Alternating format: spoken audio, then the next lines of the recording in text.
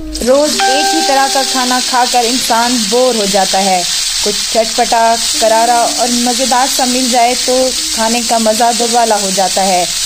तो मैं आज आपके लिए एक ऐसी ही रेसिपी लाई हूँ जो आपके दस्तरखान को चार चांद लगा देगा। अस्सलामु अलैकुम, मैं हूँ आयशा और वेलकम करती हूँ आपको अपने यूट्यूब चैनल आयशा के किचन में। आज मैं आपसे गोला कबाब की रेसिपी शेयर करने जा रही हूँ। निहायती जूसी और मज़ेदार बनते हैं।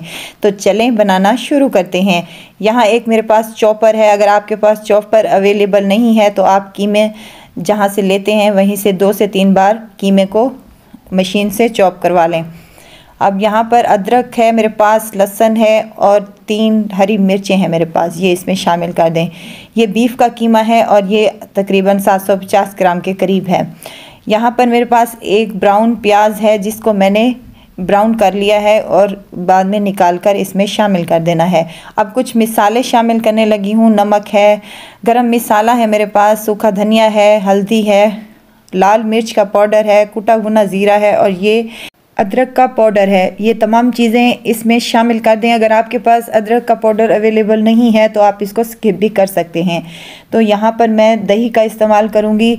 3 चम्मच मेरे पास दही है जिसमें पानी शामिल ना हो, वो इसमें शामिल कर दें। अब यहाँ पर मेरे पास बेसन है 2 चम्मच और 1 चम्मच मेरे पास है कॉर्नफ्लोर, जो हम सूप में इस्तेमाल करते हैं। कॉर्नफ्लोर ये वही वाला है। नींबू का रस शामिल करूँगी। 1 नींबू है मेरे पास जिसका रस मैंने निचोड़कर शामिल कर दिया है।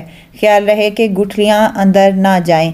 ये हरा धनिया है मेरे पास आधी गड्ढी के करीब, ये भी इसमें शामिल कर दें और कवर लगा दें और इसको चॉप कर लें अच्छी तरीके से। तमाम चीज़ें यकजान होनी चाहिए।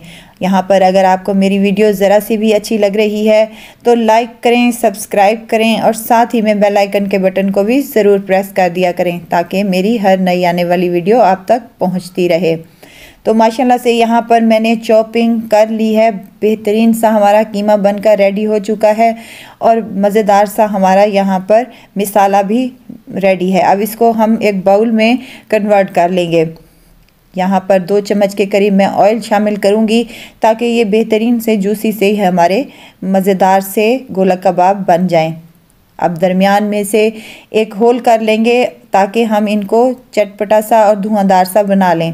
प्याज का छिलका है मेरे पास, ये इसमें दरमियान में रख लें और एक दहकता हुआ कोयला रखकर ऊपर से चंद बूंदें ऑयल की टपका दें। तो यहाँ पर धुआं आना शुरू हो जाएगा। 10 से 15 मिनट तक इसको छोड़ दें। माशाल्लाह से बहुत ही प्यारी खुशबू आ रही है। अब इसको हम निकाल लेंगे और इसको साइड पर रख देंगे। हाथों पर अच्छे से तरीके से ऑयल लगा लेंगे और हम इस गोला कबाब तैयार कर लेंगे। हाथ में दबाकर अच्छे तरीके से पहले इसकी शेप बना लें। मज़ेदार से हमारे ये गोला कबाब बनकर रेडी होंगे इंशाल्लाह और जूसी और बेहतरीन से क्रिस्पी और करारी से बन जाएंगे माशाल्लाह से। तो यहाँ मैं पेंसिल का इस्तेमाल करूँगी। अगर आपके पास पेंसिल सीखे हैं तो उस पर आप बना सकते हैं, नहीं तो पेंसिल से भी बहुत ज़बरदस्त से बन जाते हैं। इसी तरह से हम इसकी शेप दे देंगे और यहाँ से निकाल कर मज़ेदार सा हमारा ये गोला कबाब माशाल्लाह से रेडी हो चुका है। इसी तरह से तमाम अब मैं गोला कबाब अपने रेडी कर लूँगी। बेहतरीन से ये बनेंगे और मज़ेदार से ये हमारे बनकर तैयार होंगे इंशाल्लाह। यहाँ पर मैं तमाम गोला कबाब अपने रेडी कर लिए हैं। माशाल्लाह से बहुत ही मज़ेदार और जूसी से बनेंगे इंशाल्लाह। तो यहाँ फ्राई पैन में मैंने ऑयल पहले ही मीडियम टू लो फ्लेम पर गर्म करने के लिए रख दिया था। अब एक एक करके तमाम अपने गोला कबाब यहाँ पर हम डाल देंगे। मैंने बीफ के कीमे से ये कबाब रेडी किए हैं। अगर आप चाहें तो इसको चिकन के कीमे से भी बना सकते हैं, सेम प्रोसेस यही है।